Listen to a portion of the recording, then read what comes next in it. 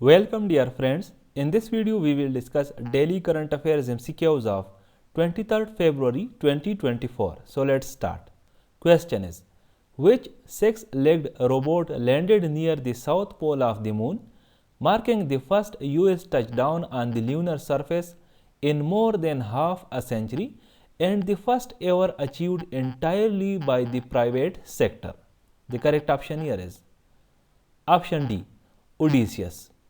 इस मिशन के जिस रोबोट ने मून पे लैंड किया है उसको ओडिसियस का नाम दिया गया है। ये मिशन अहम इसलिए है क्योंकि हिस्ट्री में पहली दफ़ा किसी प्राइवेट कंपनी ने ऐसा स्पेसक्राफ्ट बनाया है जो कि मून के मिशन के लिए यूज़ हुआ है।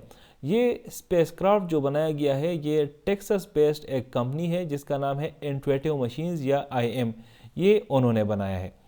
इसके अलावा ये मिशन इसलिए भी अहम है कि यूनाइटेड स्टेट्स ने आफ्टर अ लॉन्ग टाइम तकरीबन कोई 52 ईयर्स बाद अपना एक मिशन मून पे भेजा है।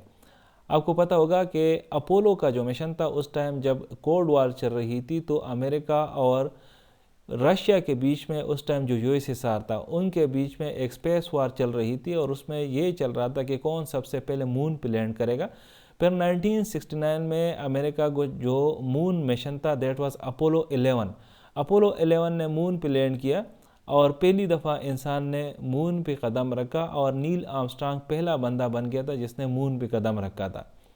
इसके बाद अपोलो का जो मिशन था यूनाइटेड स्टेट्स ने और भी मिशन जारी रखे, लेकिन 1972 में अपोलो 17 यूनाइटेड स्टेट्स का आखिरी मिशन था और इसके बाद यूनाइटेड स्टेट्स ने मून का कोई मिशन फिर इसके बाद नहीं भेजा था। तो अभी 2024 में जाके यूनाइटेड स्टेट्स ने फिर से मून पे अपना एक मिशन भेजा है। इसके अलावा आपको ये भी पता होना चाहिए कि अब तक यूनाइटेड स्टेट्स के अलावा 4 और ऐसे ममालिक हैं जिन्होंने मून पे लैंडिंग की है। इसमें अमेरिका के अलावा सोवियत यूनियन, चाइना, इंडिया और मोस्ट रिसेंटली जापान ने मून पे लैंडिंग की है। Which country has frozen its membership in the Russian-led Collective Security Treaty Organization CSTO? The correct option here is option C, Armenia। Collective security organisation एक intergovernmental military alliance है 6 ममालिक का, जिसमें शामिल है Armenia, Belarus, Kazakhstan, Kyrgyzstan, Russia और Tajikistan. ये सबसे पहले 1992 में बनाया गया था। उस टाइम इसका नाम यूनिफाइड आर्म फोर्सेस था।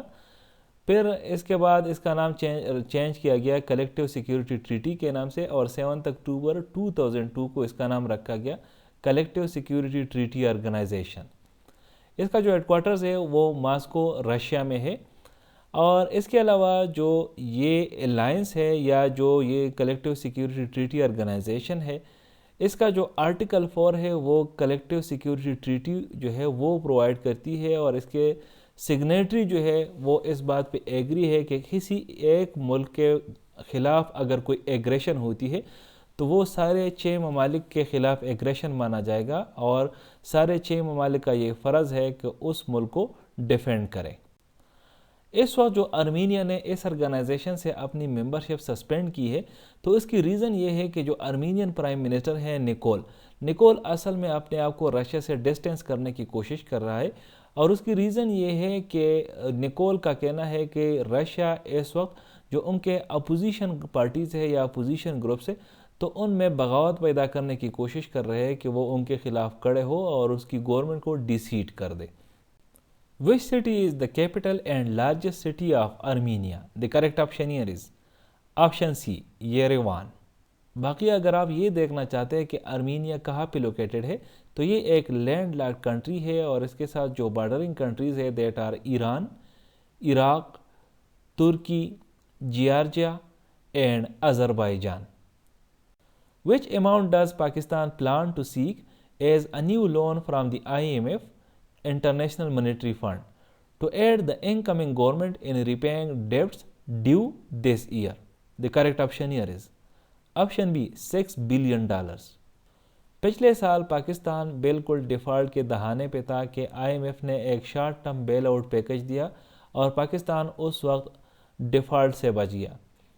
जो short term bail out package था IMF का वो इस साल अप्रैल में एक्सपायर हो रहा है और पाकिस्तान को एक नए पैकेज और एक नए लोन की ज़रूरत है क्योंकि अभी जो नए गवर्नमेंट आएगी जो कि बनेगी इस महीने के आखिर में, फरवरी के आखिर में या मार्च के बिल्कुल स्टार्ट में, तो ब्लूमबर्ग ने ये क्लेम किया है कि जो नई गवर्नमेंट बनेगी तो वो या तो मार्च में या अप्रैल के स्टार्ट में आईएमएफ के साथ फिर से मुज़ाकरात शुरू करेगी और कम से कम $6 बिलियन की वो डील करेगी आईएमएफ के साथ।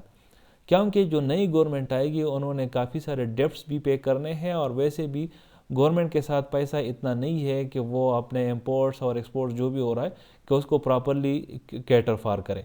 तो इसी वजह से पाकिस्तान को मजबूरन आईएमएफ के पास फिर से जाना पड़ेगा।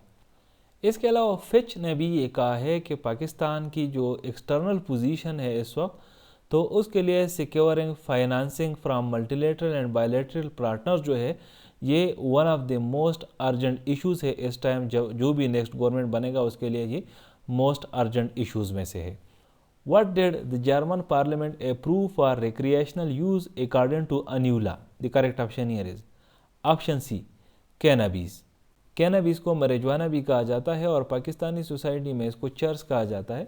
जर्मन पार्लियामेंट ने जो ये नया कानून पास किया है, इस कानून के मुताबिक 18 साल के ऊपर मर्द व ख़वातीन जो कि जर्मनी सिटीजन्स है या जर्मनी में जो भी है 18 साल से ऊपर, तो वो कैनबिस का यूज़ कर सकते हैं फॉर रिक्रिएशनल पर्पसेस।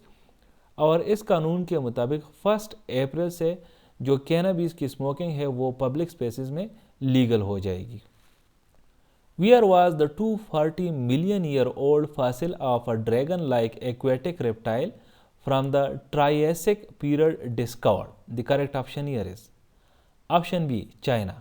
जो ट्रायसिक पीरियड है ये शुरू होती है 252 मिलियन ईयर्स एगो से लेकर 201 मिलियन ईयर्स तक। ये असल में इम्पॉर्टेंट इसलिए है कि ये उस टाइम से शुरू होती है कि जब अर्थ ने अपनी वर्स्ट एवर एक्सटेंशन देखी थी।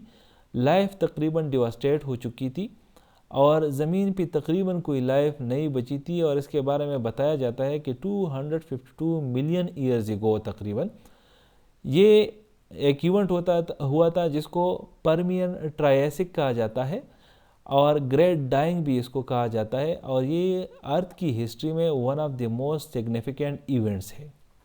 Where were the newly elected representatives sworn in on 23 February 2024? The correct option here is option D, Punjab.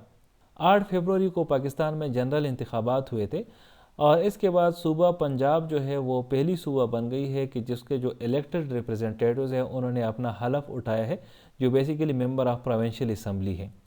आपको पता होना चाहिए कि जो पंजाब की असम्बली है उसकी जो टोटल सीट्स है दैट इज़ 371, जिसमें 279 जनरल सीट्स है, 74 रिजर्व सीट्स है। उन 74 में से 66 पर वुमेन के लिए है और 8 सीट्स मिनॉरिटीज़ के लिए है। 23 फरवरी को इन्होंने हलफ उठाया है और कल यानी 24 फरवरी को ये स्पीकर और डिप्टी स्पीकर को अपने लिए इंतखाब करेगी।